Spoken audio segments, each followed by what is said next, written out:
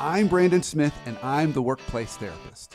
My entire purpose and passion in life is one singular thing, and that's to help you live a life free from dysfunction. And let's be honest, folks, dysfunction is everywhere.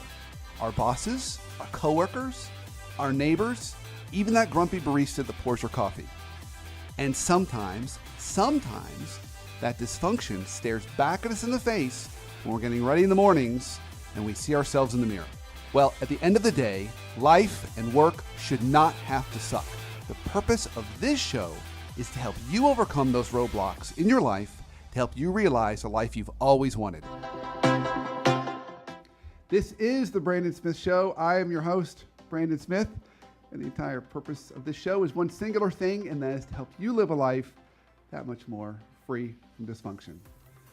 So speaking of dysfunction, today I have my wonderful producer on the show next to me. Whitney, how are you today? You all don't get to see how I'm treated before we come on air. It's really tough. I'm the one who bears the brunt of it. I really am. This is hard work, keeping her in line.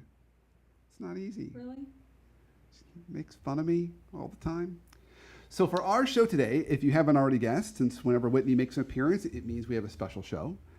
And today is a leadership therapy show. And so our topic today very much falls right in the sweet spot of dysfunction. And it's something that I would guess everyone listening to this has had some experience with, unfortunately, at some point in their career. And that is signs that you've got a boss that, they just really aren't into you. They don't like you for whatever reason. Whether male or female, whatever reason, maybe they're a new boss, new to the organization, you got moved over there, whatever it is, you're like, yeah, I can't seem to really get on the same page with them. So I think we need to take some time to really dive into this. By the way, where the idea for this came from was I wrote a post on this years ago, and of all the posts that I've written, this is one of the most trafficked posts on a regular basis. So clearly this is an issue for all of us. We run into issues where we've got a boss that's just not working. And so today we're going to talk about the signs. So Whitney, have you ever had an experience in the past where you had a boss and you just couldn't get on her page or get on his page? It's pretty hard to not like me, wouldn't you say, Brandon?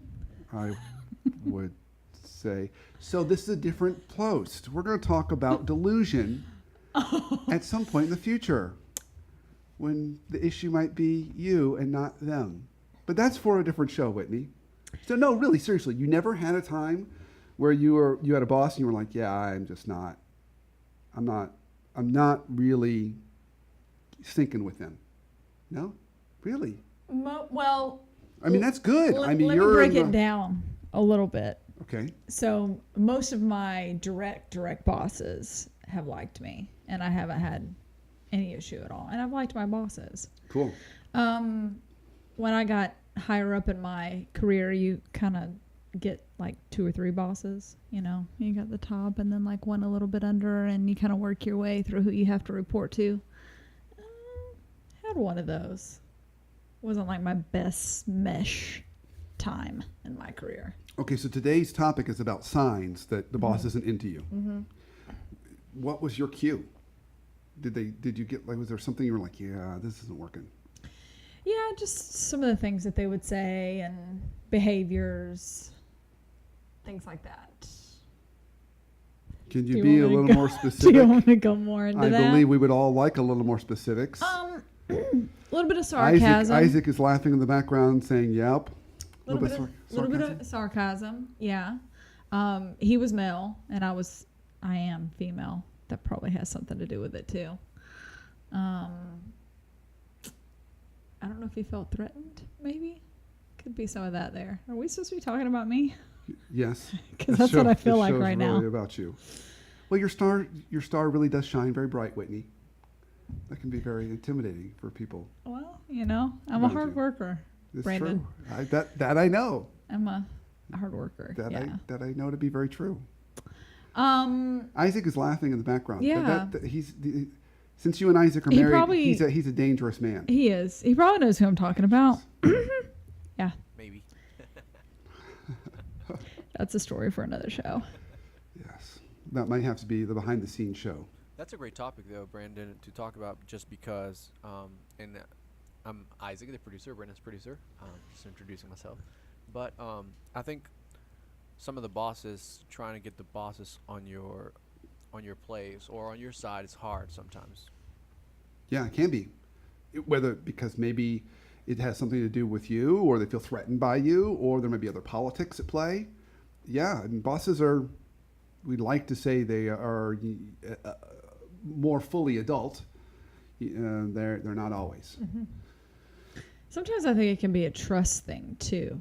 Like I think it's hard these days to find good employees. And so when you find a good employee, it can be kind of like, I'm going to just stand back here and make sure you don't mess up first.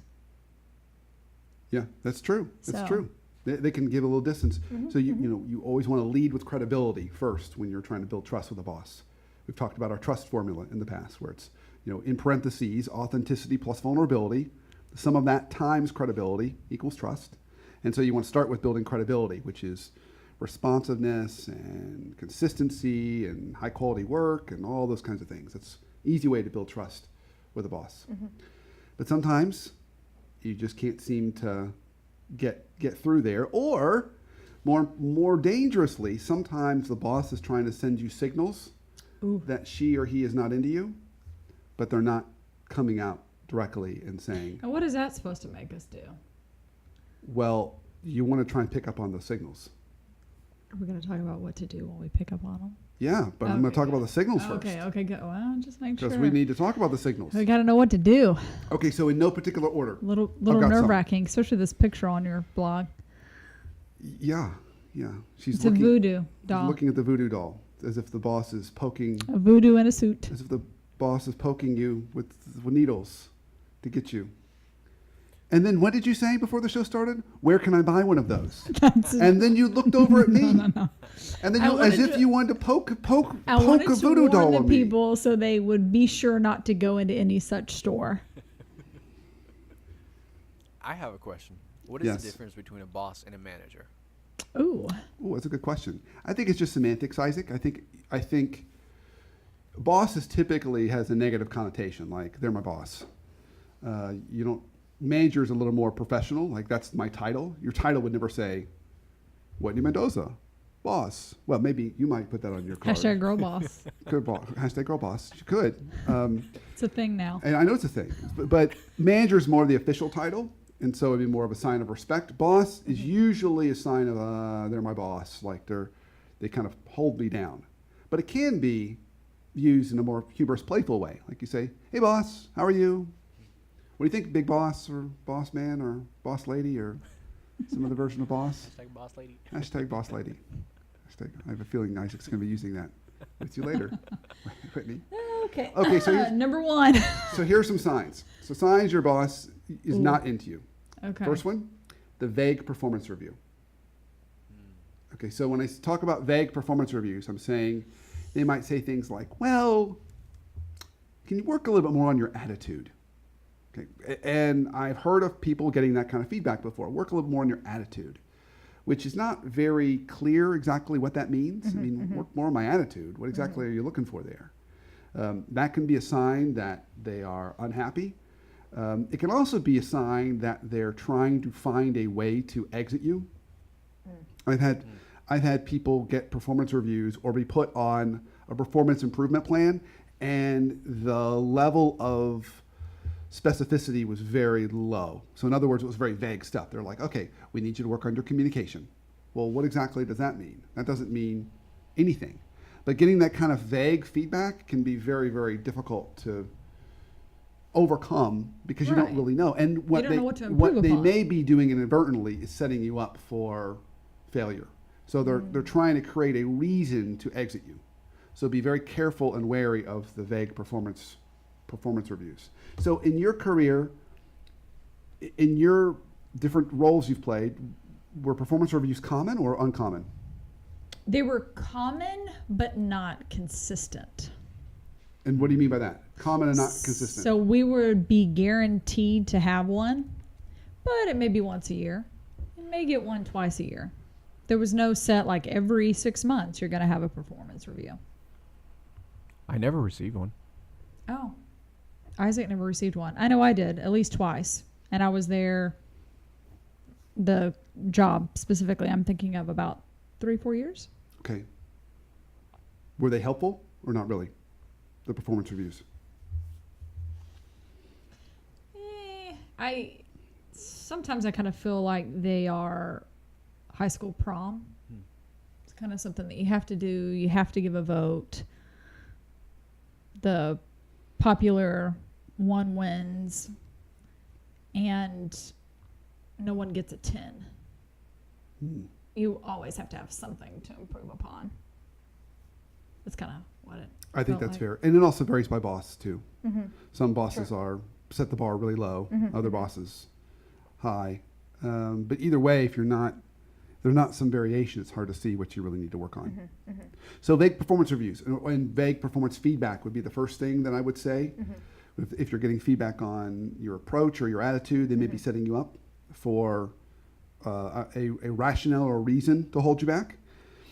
The second one that I would add in this would be, and again, in no particular order, but a second sign, if you've gotten this sign, this could be a clue you're on shaky ground, is if in any way you've gotten a demotion. So demotions can be a sign that they are trying to find a way out for you. It's very rare that demotions end up working out, in my experience. I could see that. They're often set up that they're supposed to work out, like, oh, no, we really want to find a better spot for your unique gifts and talents. But typically it's just, we're going to start moving you out. And so it starts with things being taken off your plate, responsibilities being taken off your plate and given to someone else. Do those so they just creep up like that? Or Demotions? Or is that something you can kind of see coming? What do you think? It depends. Sometimes it creeps up on you. Sometimes it's a brand new manager or boss that's been put in your group, and you had a more senior role, and they've decided to take away some of your responsibilities because that's not how they either didn't have that trust level in you, didn't have that relationship with you, or they want it organized differently. So that can be an issue. In other cases, it could be, it can be a little bit more over time. But more often than not, when I've seen demotions happen, they've happened because a new manager was put into a situation, and you might have had a good bit of responsibility, and after, within 6 months to a year, they just decide you're not the person they want in that seat. And so it's important, this may have nothing to do with your competency or your skill set. This really might just be, they just don't like you. You're just not what they want in that role. So I had someone tell me recently, and they said, I had moved in, and this was a manager who had done this to someone. Now, I think I'm going to counter what I just said by saying I still think this might actually work out for the individual. But this manager came into a role, and this particular person was in a role where in the past they were really advising the leader who this manager took over for. So they were much more advisory and were taking on a lot of the role that that leader should have been doing. And so when this person got into that role as the leader, they said, no, you need to do your job, don't do my job. Right. And they kind of demoted them back into a smaller space because they hadn't built that relationship with them. And that was very hard for the person to swallow.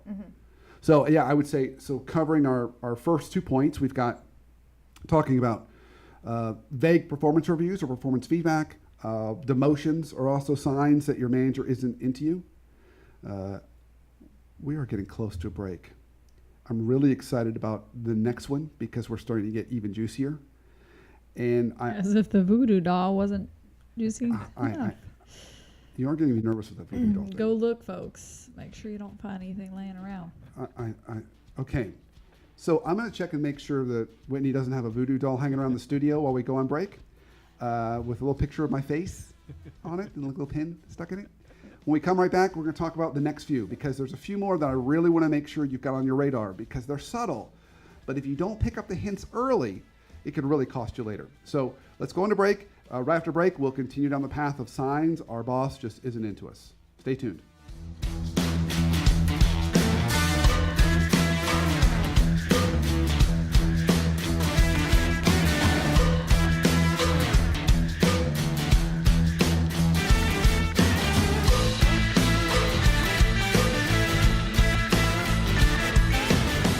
job plus the right culture plus the right boss equals workplace happiness. The number one reason people leave jobs is problems with their boss.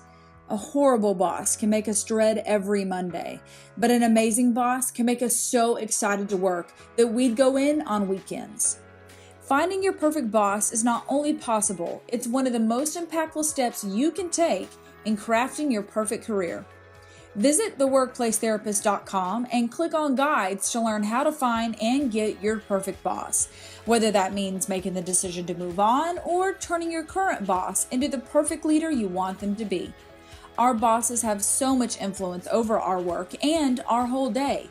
Working for the right boss alone can be a winning career strategy.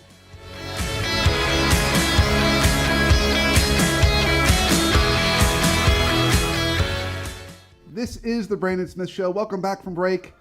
On today's show, we are talking about something all of us can relate to, the signs your boss is just not into you. So Whitney, we've already hit a couple. We've already talked about kind of vague performance reviews or vague performance feedback. Mm-hmm. I just reenacted the next one. You missed it, so it wasn't strong enough. Which one? Oh, the cold shoulder. Well, we talked about the vague performance reviews. We also talked about demotions. So if you ever get demoted, you got to be really careful. But there's another one that's a little more subtle. So as I tease into coming into the break, I said there's two more that we're going to cover, and then we've got a question from a listener. And the last two are a little more subtle. So the one you just can you do that for us again? Illustrate that for our viewers. I think that's a cold shoulder. That's a cold shoulder, folks. She With just an gave a eye cold roll, shoulder. that was a double. Yep. If my daughter was here, she'd say that was she threw me a ton of shade right there. That was shade being thrown. But the cold shoulder, so the cold shoulder can be as obvious as the cold shoulder, which Whitney just gave me. I'm already feeling a little icy over here. But it can be more subtle. It can be your boss just never has time to talk to you. They just never have time. So you can't get on their calendar. Every time you send them a note, they don't respond. They cancel meetings with you. They just don't want to spend any time with you. So that's a sign that they're just not into you. And I would be very cautious and careful about that, particularly if you're seeing they're spending time with other direct reports. That's a key. Yeah. So if you're like, oh wow, you're hanging out with him, but you're not going to hang out with me, and they don't want to spend time with you, that would be something that I would be very, very cautious of. So kind of if you want a rule of thumb, you want to be getting at least 30 minutes with your boss every 2 weeks. And this is just as true in virtual environments as it is face-to-face. So I want to make that really clear. If you can't get on your boss's calendar virtually and she works in a different state or he works in a different state, that's just as much of an issue as if they're in the office. Okay, so what does that look like? We need to go out for coffee, lunch, just sit down and chit-chat? I need 30 minutes on your calendar to talk about some issues. And they can never give you the time, or they cancel the meeting at the last minute. Well, okay, but you said every 2 weeks you need to sit down with your boss for 30 minutes. Yeah. What does that look like? It can mean if it's a face-to-face environment, so we're not virtual, we're in the same area. Yeah. It's just sitting down in their office or in a meeting room and just going over what you're working on for 30 minutes and getting their feedback. Now, this is minimum. In a perfect world, we're talking 30 minutes every week, or maybe even an hour every week, if that's something that you need or your boss needs. But at least that keeps you connected, because you want to look at how people spend their time. How people spend their time shows you what really matters to them. So it's one thing to tell someone, I love you. It's another thing to then spend time with them. If you say, I love you, and never spend time with them, your actions are really what signals what values you hold. That's good. So if they're not investing time, remember, time is our most precious resource. Our most precious resource. And if they won't give you any, I would be very, very concerned. Now, the only exception to that I will add is there are some cases when, and you just have to know your boss, there are some cases when a boss doesn't spend time, that actually means you're doing a good job. So years ago, when I would go on NPR affiliates here in the Southeast, one of the radio station managers, we were redesigning our show. And they had reconfigured it so the way the players on the show before were getting changed out, and I was going to be the host for a while. And as we went through the first iterations, he would always be in the studio watching the show, every show. And then once we got it to about the fourth or fifth show, he felt pretty comfortable, and then he would just pop in And then I didn't see him anymore. So he only showed up when there was a burning fire. So that would be almost the opposite. You'd have to know, in that case, if he shows up, there's issues. That's kind of where the squeaky wheel gets the oil. When he stopped showing up, I knew, okay, that means he's comfortable with the way this is running, and I'm going to go somewhere else. And I've had other people that I've worked with in the past where they would oversee things, and when I didn't see them, I knew things were good. Your light shines bright too, Brandon. My light shines bright? Yeah. It's just the hair, Whitney. It's just the hair. The hair shines bright. The hair is really more all the light that I got. So if y'all can't see this show, you're missing out on a hair party. That's all I can tell you. Okay. Oh, I was saying something nice. You were See what saying you did something with- nice. I can't take compliments. That's one of my issues. I can't take compliments. So I got one more for us. So we talked about cold shoulder, the last one. This one. Can I say something about the cold shoulder? Please. I think that's the hardest though. It's the most silent, but the most painful. Yes. Because I think a lot of people, I believe that most of us as humans, we love confirmation. And I think cold shoulder is hard. Not just, okay, maybe, first of all, you're trying to read what the boss is saying or what the manager or leader is saying. But you also, like, emotionally hits you like, oh, he doesn't care about my work. Yeah. So Isaac, I want to build on that. I had a client several years ago, and he was a chief marketing officer. And his area got the lowest employee engagement scores of the entire company, which never happens in marketing. Wow. And when I did interviews with all his direct reports, one of the consistent themes was they said he always cancels our meetings, the meeting he has with me, because he always says he's got to go to a meeting with people more important. Well, he didn't say it quite that way, but he'd say, I've got to step into this senior leadership meeting, so I can't make our meeting. So that's a good piece of hygiene for us who are managers and leaders. Don't cancel your meetings with your direct reports. It sends the signal that Isaac was just commenting on, that you aren't important. Something else is more important than you. So I'm going to cancel it. Now, it doesn't mean you can't cancel it every once in a while, but you're canceling regularly, it's going to come back and bite you. Well, and mostly when you don't have feedback, like you were saying, if you don't spend at least 30 minutes, like, and if you have those every week or every 2 weeks, and he doesn't compliment you, let's say he's a cold leader in the sense of he's not very emotional, and then he doesn't come to your meetings, or he reschedules, and that's another sort of culture that you're like, oh, what am I doing wrong now? Like, what? Yeah, absolutely. So Absolutely. It could be another sign. Absolutely. So we do have one last one. Yeah, this one is probably a definite sign, like the ultimate sign. Takes it a step further than the cold shoulder. Yeah, so this is kind of, I call this kind of the not being asked to prom. So what I mean by that is one of the ways you can manage your career, I've heard this acronym before, it's PIE, just like a piece of pie, PIE, performance, image, and exposure. And this one relates to the last one, the E, the exposure. So in other words, your boss, she or he is not inviting you to senior meetings. They're not giving you special projects. They're not giving you opportunities, but they're giving them to somebody else. So they're inviting someone else to prom or other people to prom and not you. I knew there was a Taylor Swift song in here somewhere. Really? You just had to look for a little T-swizzle somewhere in here? Just had to go for that? That's what that is. That's what you had to go for. Rejection. Little rejection. So that's really what this is about. So you're not getting invited to stuff that maybe you were in the past, or you just see other people getting invited to it. And so if you're seeing that sign, that should be another sign that you're at best you're being considered a solid citizen by your boss, but not a rock star, not a shining star. At worst, they may not see you as someone they want to invest in. Because when you get exposure opportunities, so let's talk about that. When you get an exposure opportunity, what's happening is the boss is signaling two things to you and the organization. One, I trust this person enough to represent me in this environment and represent us. Two, I see this person as someone I want to invest in who might one day either move into my role or has more opportunity here. So by contrast, if you're not getting invited, it means the boss doesn't trust you to represent the organization or her or himself. And two, they don't see you as worthy of the investment. I would be concerned if you care, which I hope you do. I was going to say, what are we supposed to do? This is really hard. The whole voodoo thing and then the rejection. I never said anything about voodoo.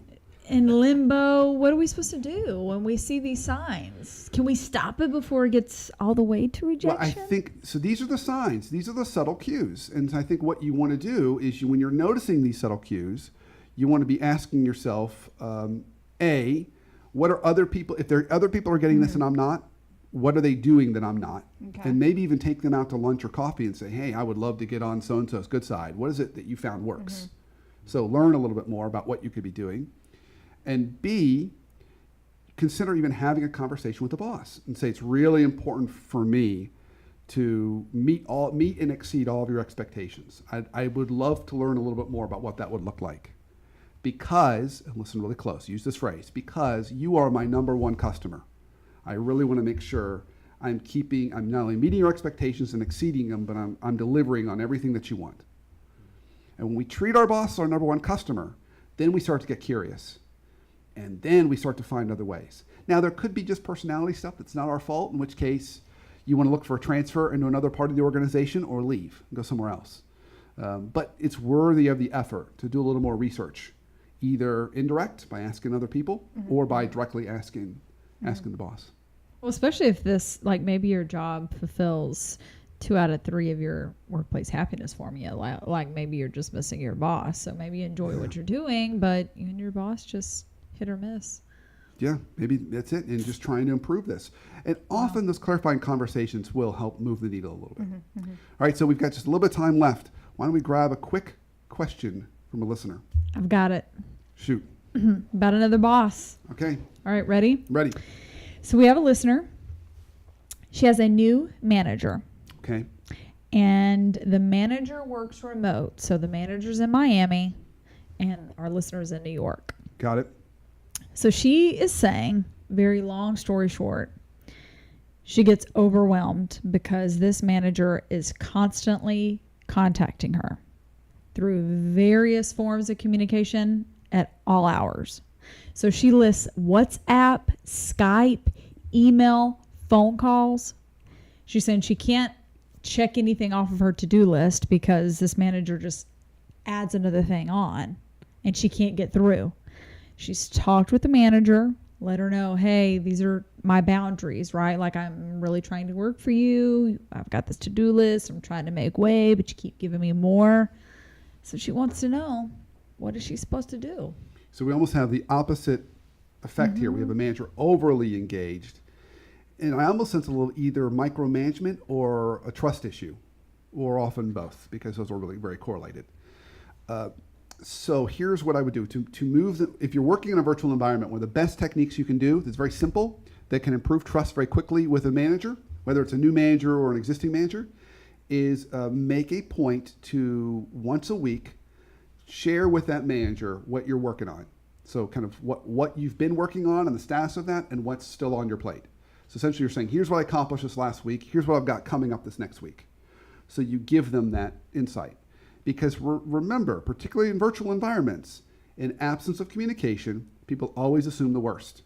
So if they can't see you, it can make them feel like you're not working. They're assuming you're at the spa or hanging out at the gym or whatever you're doing, not working. Can I ask you a quick question about that real quick? Yeah. What does that look like? Like, what's the best way to communicate, hey, boss, this is what I'm doing, without being like, hey, boss, this is what I'm doing because I feel like you don't think that I'm doing anything? Oh, I don't think you have to be edgy about it. Just make it a regular routine. Make it a process. Whenever you make something a process, it doesn't feel personal. So if you send it every Friday, for example, say, hey, just as I've committed to giving you, here's what I got accomplished this week. Here's what's pending for next week. Okay. Just wanted to give you an update.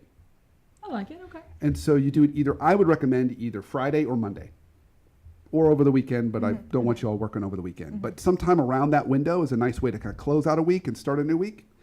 And then, so this is important. It's a two-step process, because once you've done that, then when the boss does all this craziness, this nonsense here of Skyping and calls and emails, and then you can say to him or her and say, hey, so I'm happy to do that for you, this urgent thing. Remember that, let's go back to the list I sent you on Monday.